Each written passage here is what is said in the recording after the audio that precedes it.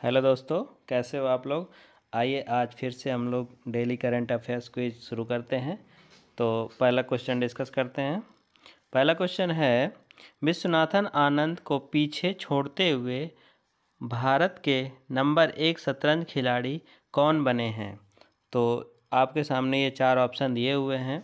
Option पहला है रमेश बाबू प्रज्ञानंद, दूसरा ऑप्शन है गुकेश डी, तीसरा ऑप्शन है विदित गुजराती, चौथा ऑप्शन है पेंटाला हरिकृष्णा। तो दोस्तों इसका इस पहले क्वेश्चन का आंसर जो है वो है रमेश बाबू प्रज्ञानंद। मैं आपको इसका बता देता हूँ कि रमेश बाबू प्रज्ञानंद जी ने अभी हाल ही में नीदरलैंड में आयोजित होने वाली जो टाटा स्टील मास्टर्स जो शतरंज की प्रतियोगिता थी, विश्व शतरंज चैंपियनशिप, उसमें डिंग लीरेन को हरा दिया है। इस जीत के साथ जो विश्वनाथन आनंद के बाद किसी चैंपियन को हराने वाले दूसरे भारतीय खिलाड़ी हैं और इसके बाद आनंद को पीछे छोड़ते हुए ये भारत के नंबर 1 शतरंज खिलाड़ी बन गए हैं। आइए अब अगले क्वेश्चन पे आते हैं। क्वेश्चन नंबर 2 है, ग्लोबल फायर रैंकिंग में दुनिया की सबसे शक्तिशाली सेनाओं में भारत की रैंक क्या है। ऑप्शन है आपके सामने 2, 3, 4, 5। तो दोस्तों इसमें भारत की रैंक चौथी है, 4th रैंक है। तो इसका करेक्ट आंसर सी है। क्या हुआ है कि हाल ही में ग्लोबल फायर पावर ने सैन्य क्षमता के आधार पर दुनिया के देशों की एक रैंकिंग जारी की है। दुनिया की सबसे ताकतवर सेनाओं में अमेरिका, दोस्तों अमेरिका पहले पे है। जो ताकतवर सेना है उसमें से अमेरिका की रैंक 1 है। उसके बाद रूस दूसरे नंबर पे है, फिर रूस है दूसरे नंबर पे। इसके बाद तीसरे नंबर पे चाइना है और भारत का चौथा स्थान है। इसी रैंकिंग में पाकिस्तान का 9वां स्थान है। और ये जो टोटल रैंकिंग बनाई गई है उसमें 145 देश, कितने दोस्त, 145 देश इसमें शामिल हैं, जिसमें से भारत का चौथा स्थान है। इस रैंकिंग में सैन्य क्षमता का आकलन करने वाले 60 फैक्टर्स को शामिल किया गया है। 60 उसमें कारक शामिल किए जाते हैं, 60 फैक्टर शामिल किए जाते हैं जब ये रैंकिंग जारी की जाती है। आइए अब अगले क्वेश्चन पे आते हैं। अगला क्वेश्चन है, साल 2023 के दिसंबर महीने के लिए player of the month award किसने जीता है। ऑप्शन है Virat Kohli, option B Surya Kumar Yadav, option C Pat Cummins, option D है जो रूट। तो दोस्तों मैं आपको बता दूं कि इसमें जो आईसीसी है वो हर महीने प्लेयर ऑफ द मंथ का अवार्ड देता है। इसी तरीके से जो दिसंबर मंथ रहा है, दिसंबर 2023 का, इसमें सर्वश्रेष्ठ खिलाड़ी का अवार्ड मिला है वो है पैट कमिंस। तो दोस्तों इसका करेक्ट आंसर सी है। पैट कमिंस को ये प्लेयर ऑफ द मंथ का अवार्ड दिया गया है दिसंबर मंथ के लिए। और सर्वश्रेष्ठ महिला क्रिकेटर का अवार्ड भारत की दीप्ति शर्मा को मिला है। जो महिला क्रिकेटर हैं दीप्ति शर्मा, इनको मिला है सर्वश्रेष्ठ महिला cricketer of the month December month के लिए। आइए अब अगले क्वेश्चन पे आते हैं।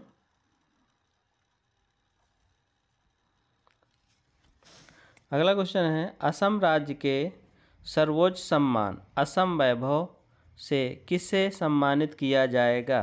ऑप्शन है अमित शाह, सेकंड ऑप्शन है रघुराम राजन, ऑप्शन सी है रंजन गोगोई, ऑप्शन डी है रतन टाटा। तो इसका करेक्ट आंसर है रंजन गोगोई। आप सबको पता है कि रंजन गोगोई जी हमारे चीफ जस्टिस ऑफ इंडिया रह चुके हैं और राज्यसभा सांसद भी रह चुके हैं। तो रंजन गोगोई जी को असम वैभव से सम्मानित किया गया है क्योंकि इन्होंने 2019 में राम मंदिर के केस में अहम फैसला लिया था, इसलिए इनको असम वैभव से सम्मानित किया जाएगा। अब अगले क्वेश्चन पे आते हैं।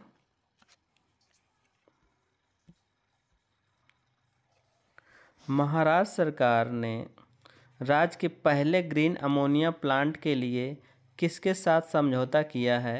ऑप्शन ए है आइनॉक्स एयर प्रोडक्ट्स, दूसरा ऑप्शन है Tata chemicals limited. Option C है Chambal fertilizers and chemical limited. Option D Deepak fertilisers.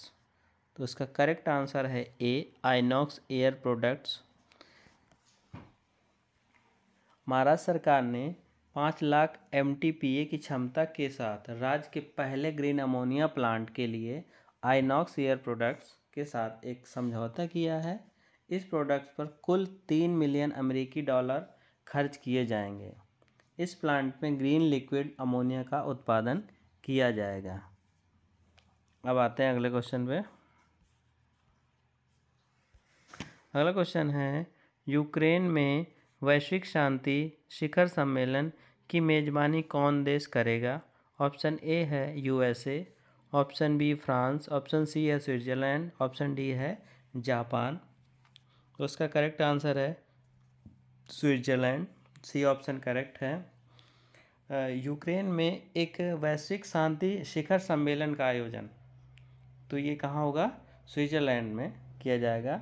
Ukraine के राष्ट्रपति वोलोडिमिर जेलेंस्की के अनुसार स्विट्जरलैंड इस सम्मेलन की मेजबानी के लिए तैयार हुआ है। और रूस ने 24 फरवरी 2022 को यूक्रेन में अपनी सेना भेजी थी।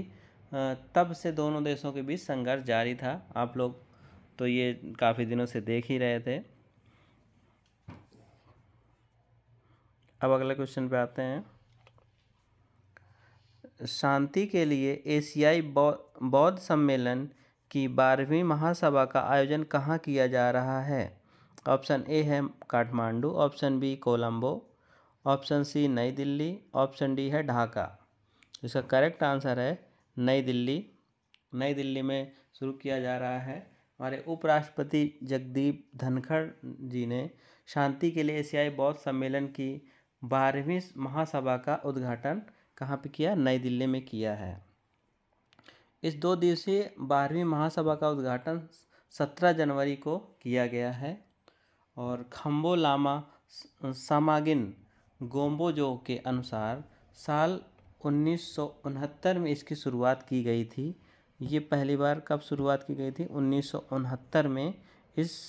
ये जो बौद्ध सम्मेलन है इस बार 12वीं महासभा है, इसकी शुरुआत हुई थी 1969 में। और ये किसने किया था, खम्बो लामा सामागिन गोम्बोजो। अब आते हैं अगले क्वेश्चन पे। क्वेश्चन नंबर 8 है नीति आयोग के अनुसार पिछले 9 वर्षों में भारत में गरीबी दर में कितनी गिरावट दर्ज की गई है। ऑप्शन ए है 27% से लगभग 9%, 25% से लगभग 17%, 29% से लगभग 11%, 20% से 15%। तो इसका करेक्ट आंसर है सी 29% से 11% ये दर्ज की गई है गिरावट पिछले 9 वर्षों में नीति आयोग के अनुसार। भारत में लगभग 25 करोड़ लोगों ने खुद को गरीबी से बाहर निकाला है। अब आते हैं अगले क्वेश्चन पे। वर्तमान में भारत में नीति आयोग के मुख्य कार्यकारी अधिकारी CEO के रूप में कौन कार्यरत है। श्री नरेंद्र मोदी जी, अमिताभ कांत जी, अरविंद पनगड़िया जी या VVR सुब्रमण्यम।